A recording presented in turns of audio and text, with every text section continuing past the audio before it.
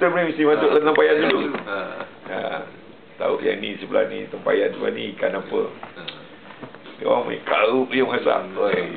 Syok. Tak fresh je.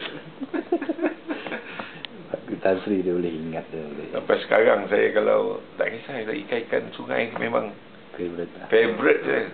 Ikan keli cara masak memang saya minat betul.